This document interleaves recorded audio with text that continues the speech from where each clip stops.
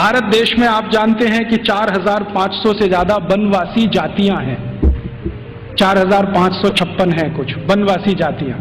जैसे गोंड हैं, वो एक वनवासी जाति है। ऐसे ही गोंड जैसे 4500 से ज्यादा समूह हैं। इनके बीच में मैं पिछले कुछ सालों से घूम रहा हूं और मैंने वहां देखा कि सती का मतलब क्या होता है, सती कहते किसको। एक बार गोंड लोगों के एक बहुत बड़े सम्मेलन में मैं गया और वहां किसी को सती किया जाना था। मैंने कहा चल के देखूं ये होता क्या है सती होना। तो वहां हुआ ये था कि एक महिला के पति का देहांत हो गया, स्वर्गवास हो गया, और पति का स्वर्गवास हो गया तो उसकी अंतिम यात्रा के लिए गांव के लोग जा रहे हैं।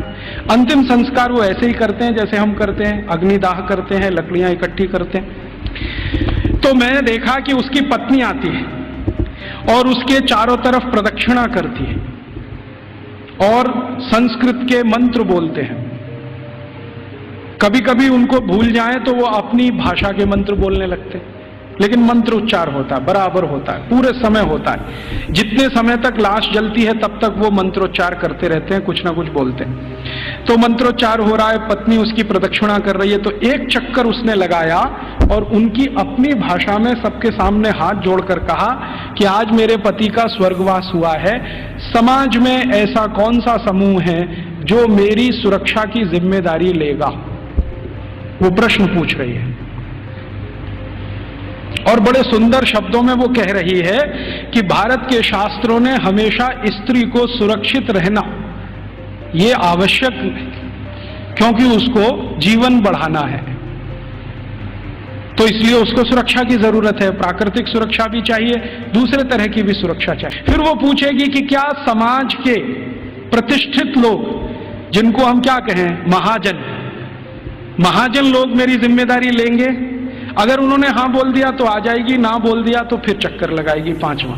फिर वो पूछेगी कि इस समाज के आचार्य लोग, उपाचार्य लोग मेरी जिम्मेदारी लेंगे? अगर हाँ बोला तो उनके पास आ जाएगी, नहीं तो वापस। और आखिरी चक्कर सातवां जब लगाएगी तो वो पूछेगी कि क्या पुरोहित हम समझते हैं पूजा पाठ करें, क्या पुरोहित मेरी जिम्मेदारी लेंगे? अगर पुरोहितों ने हाँ बोला तो उनके पास आएगी, नहीं तो चक्कर लगा के गांव छोड़ के चली जाएगी और गांव कहेगा कि वो सती हो गई। ये है सती होना। और इसको बिगाड़ दिया अंग्रेजों ने। क्या कहा कि उसको जबरदस्ती चिता में धकेल देंगे और ये कर देंगे। फिर वो जाती कहां है, उसके पीछे पीछे मैं गया तो उस गांव का कोई मंदिर होगा, वहां जाएगी और अपना बाकी जीवन उसी मंदिर में बिताएगी। वो ये कहती है कि जब कोई जिम्मेदारी नहीं लेगा तो अब भगवान मेरे लिए जिम्मेदारी लेंगे, तो मंदिर में जाके पूजा करेगी, पाठ करेगी, अपना जीवन उसी से चलेगा उसका। और जैसे ही वो मंदिर में जाके पाठ पूजा करने लगेगी तो समाज की आदरणीय हो जाएगी और सब उसको साष्टांग दंडवत प्रणाम करेंगे। फिर हम गोंड लोग कहेंगे कि ये हमारी सती है। हम उसको एक्सप्लेनेशन क्या देंगे? वो पति के साथ जिंदा जला दी गई, वो सती है। सती होना कोई ऊंचा कर्म रहा है इस देश में, हम उसको समझ नहीं पाए। अंग्रेजों ने जो डिस्क्रिप्शन दे दिया उसी को अंतिम मान के हमने अपना मान लिया कि ऐसा ही कुछ होता होगा। ये होता है।